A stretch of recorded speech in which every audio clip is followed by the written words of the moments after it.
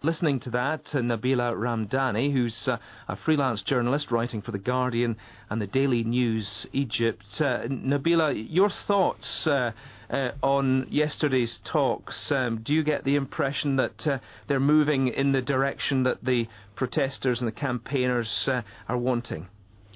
I think we're seeing a split now between in the way to move forward between the opposition groups and ordinary citizens on the streets. Opposition groups have now agreed to start talks with the vice president, and they're adopting a more pragmatic approach, trying to implement gradual reforms while Mubarak is still president. And is that a sign then that the opposition, well, apart from the fact that there's obviously a fracture there, is it weakening over time?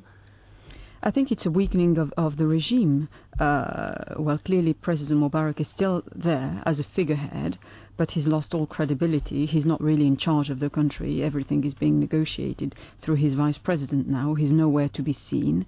And now the Egyptian government and the opposition have agreed to start to form a committee to push for constitutional reforms, amendments before March, in order to pave the way for democratic elections. But the demonstrators on the streets of Egypt have a more radical approach, and they want to see President Mubarak leave immediately. They don't want to hear about negotiations and talk.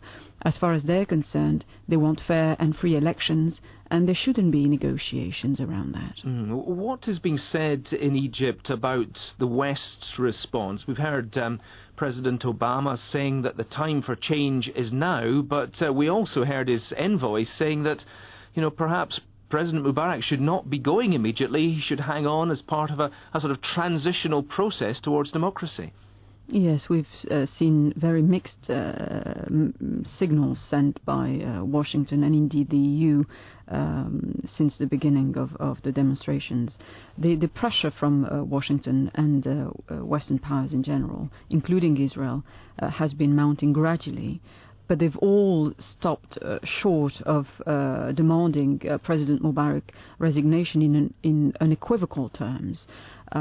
Clearly, they have an interest in having him stay in power, for obvious reasons, because of Egypt's strategic geopolitical position in the Middle East, to protect Israel's interest in the region, to protect their access to the Suez Canal, and also Mubarak has proved to be a crucial ally in the so-called war on terror in Egypt. Well, so we have a typical pragmatic approach of Western powers backing both horses, basically the demonstrators, but also Mubarak.